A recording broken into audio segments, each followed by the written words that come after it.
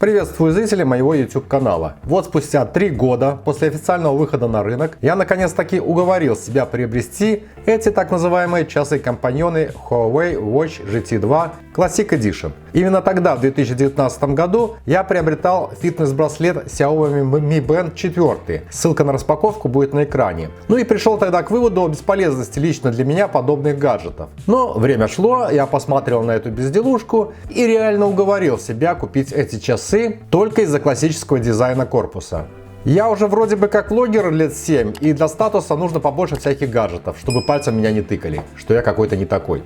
Ну, вначале стоит сказать, что такие часы гораздо функциональнее, чем обычные фитнес-браслеты. Ну и не будем забывать, что Huawei Watch GT2 это прежде всего спортивные часы с интеллектуальными функциями, а не традиционные умные часы. Приобрел я их в интернет-магазине моего города Newton BY за 445 белорусских рублей. Это приблизительно $173 США. До этого была неудачная попытка купить их на AliExpress, но магазин почему-то мне их не выслал. И в Китае они были дешевле на $50. Часы упакованы вот такой вот кубик из очень плотного картона. Сверху есть иллюстрация внешнего вида, указана его модель. Это вариант часов диаметром 46 мм. Ну и логотип производителя. На боковой грани есть вот такой хлястик для подвешивания. С нижней стороны отпечатана поясняющая информация о том, что вот перевод с английского: данный продукт не предназначен для использования в качестве медицинского устройства для диагностики, лечения и профилактики каких-либо заболеваний. Все данные и измерения должны использоваться только для личного ознакомления. Что еще раз подтверждает мой ранний вывод о том, что подобные гаджеты это просто игрушка. И здесь на вклеенном стикере указана модель LTN819, наличие в комплекте кожаного коричневого ремешка и дата изготовления март 2021 года. Есть QR-ссылка на официальный сайт производителя. Ну а теперь смотрим комплектацию. Есть гарантийная карта, очень такая толстая брошюрка на нескольких языках, включая русский. На официальном сайте Huawei по серийному номеру убедился, что гарантийный период данного продукта ровно 1 год.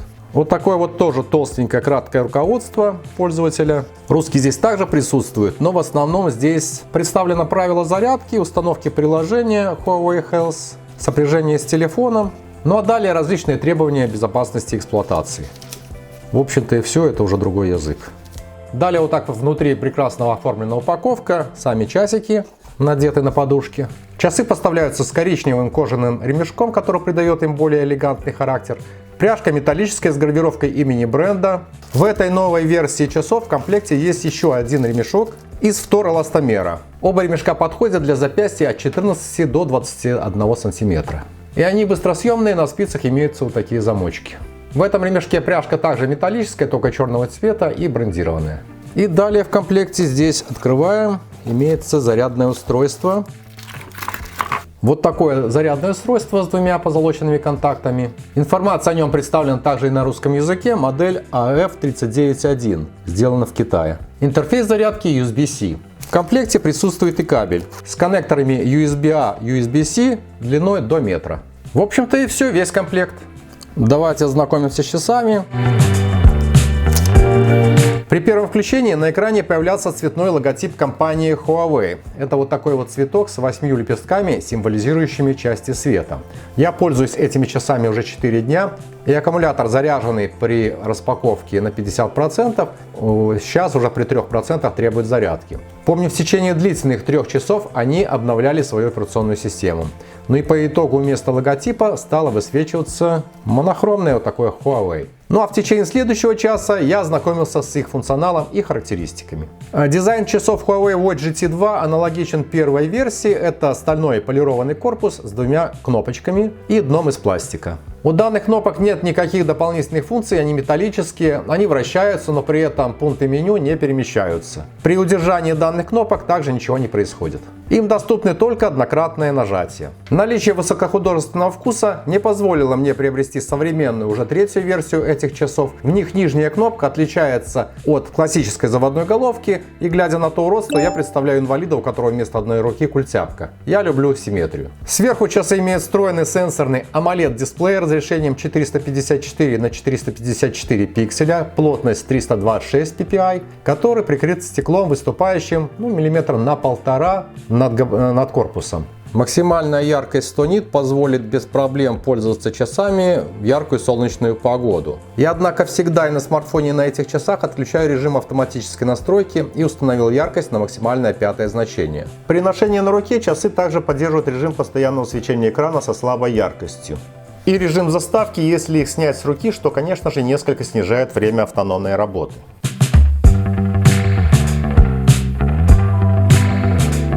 По кольцу имеется неподвижный безель.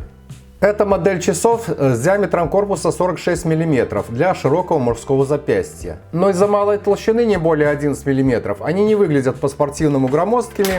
Реальная классика. Вес часов 41 грамм.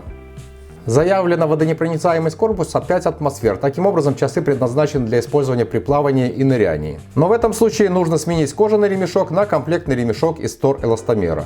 Так они выглядят с кожаным ремешком, а вот так с силиконовым ремешком. Для женщин и детей предлагается упрощенная модель с диагональю 42 мм. Это надо учитывать для плотного прилегания датчиков часов к запястью. Расположение датчиков и зарядных контактов снизу позволяет использовать зарядное устройство, предназначенное и для первой версии часов. Оно фиксируется к часам с помощью магнита, причем неправильно вы не подключите. Разъем для подключения зарядного устройства USB-C. Зарядка часов осуществляется током от 200 до 350 мА в течение 1,5 часов. Накопленной емкости аккумулятора, которая превышает заявленную 465 мАч, по заявлению производителя должно хватить на 2 недели работы часов. Часы оснащены датчиками и модулями акселерометра, гироскопа, магнитометра, сердечного ритма, барометра, внешней освещенности. GPS и для связи со смартфоном используется Bluetooth 5.1. Модуля Wi-Fi NFC в них нет.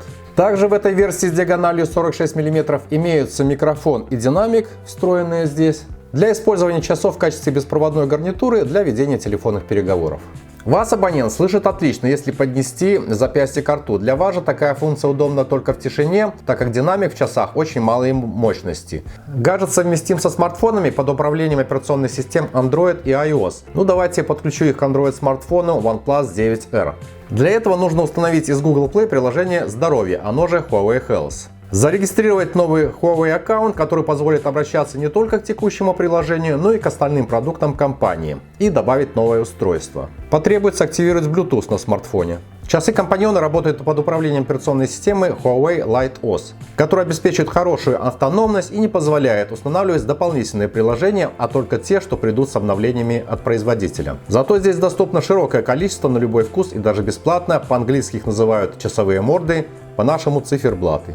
Интерфейс оболочки на часах подобен Android смартфону. Есть 6 экранов, которые переключаются свайпом в любую сторону. Это идут, например, часы, плеер, пульс, стресс, погода, активность и далее по кругу. Аналогично в эту сторону, только в обратном порядке. Этот порядок можно изменять в настройках. С главного экрана, на котором отображен циферблат часов, свайпом снизу можно посмотреть все пришедшие уведомления. Недостаток в том, что на экран выводится только одна страница этих уведомлений, и длинные сообщения целиком прочитать нет возможности. Различные смайлики здесь отображаются все одинаково звездочкой. И кроме этого на сообщение нельзя часов ответить.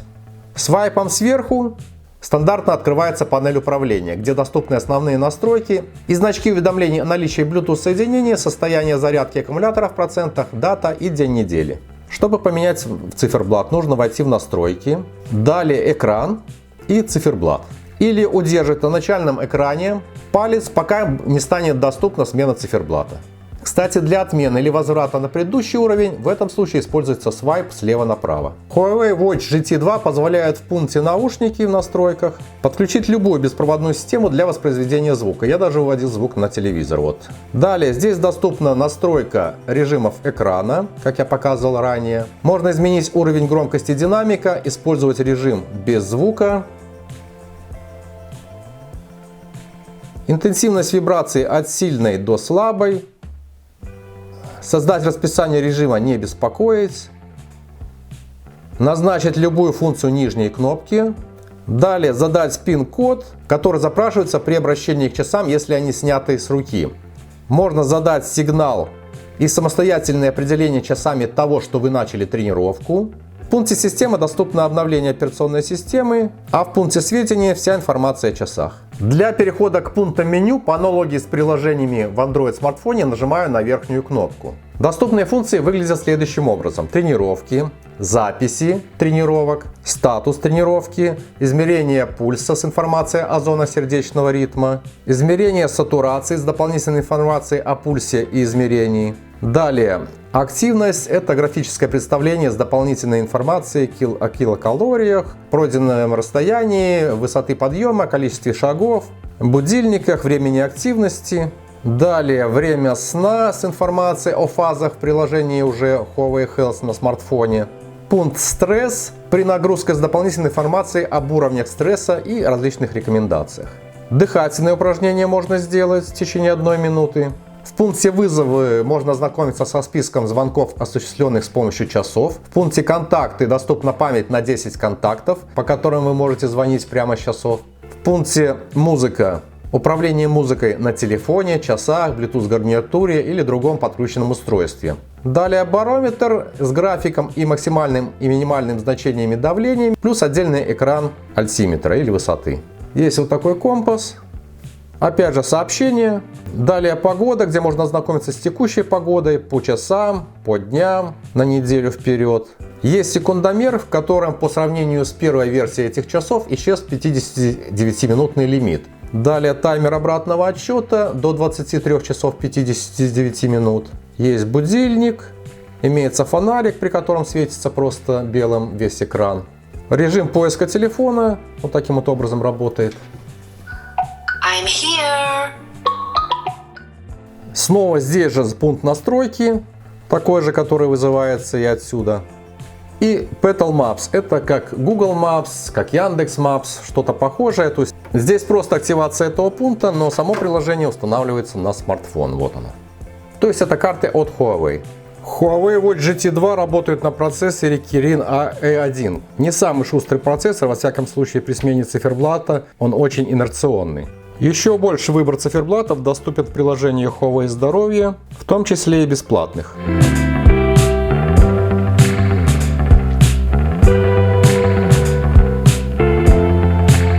Можно установить такой. Готово. Процессор Kirin A1 поддерживает определение местоположения с использованием GPS и GLONASS, но нет навигации по GPS с помощью часов и возможности чтения GPS-координат. Кстати, по дате на циферблате вы можете контролировать, что снимаю я этот обзор уже неделю. Не обращаясь к смартфону, можно с часов управлять набором номеров 10 абонентов, которые предварительно нужно отредактировать в приложении «Здоровье». Здесь выбираем устройство и меню «Контакты». И через часы связываться и общаться с ними. И эту функцию поддерживает только модель с диагональю 46 мм. Алло. Брат, здоров. Здоров. Нормально меня слышно? Ну, да. Погромче. Ясно, хорошо. Лично для себя я нашел две полезные фишки в этих часах. Первая удобная функция – управление часов музыкальным плейлистом. Я даже активировал эту возможность на нижнюю кнопку. Здесь доступны стандартные кнопки плеера, возможность регулировки громкости и можно узнать название музыкального трека. Во-первых, вы можете управлять плеером на смартфоне с часов. Во-вторых, в часах доступно чуть более 2 гигабайт внутренней памяти из 4 гигабайт. И это расширяет возможности тренировок без смартфона. То есть вы закачиваете музыку прямо в память часов. Для этого в настройках выбираете часы и воспроизводите ту музыку, которая сохранена в часах. Через этот динамик.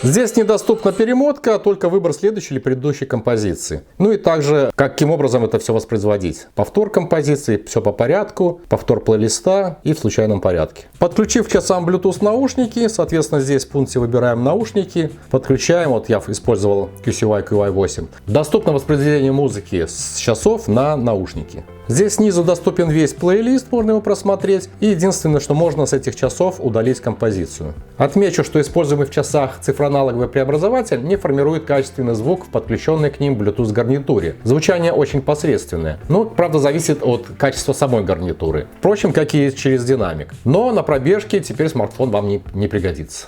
И вторая полезная лично для меня штука уже в приложении «Здоровье». В виджете, который называется ЗОЖ.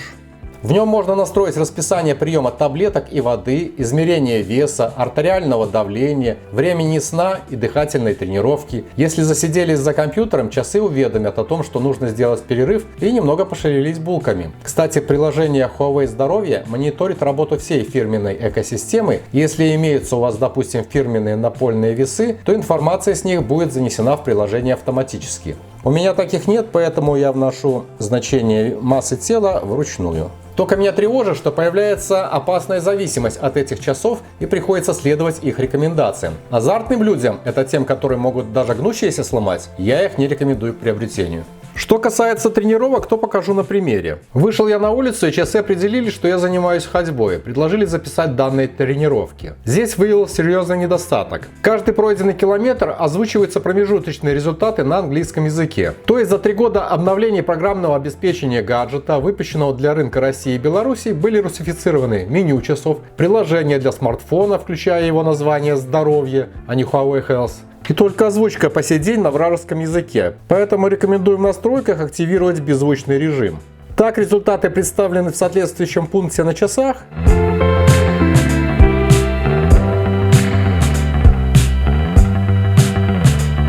А так в виджете записи занятий в приложении. По аналогии с часами.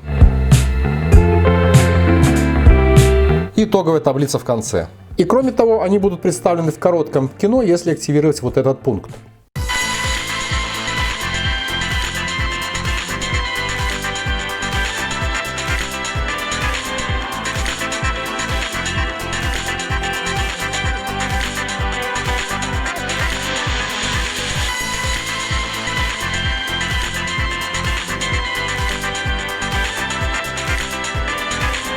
Этим кино можно поделиться с друзьями.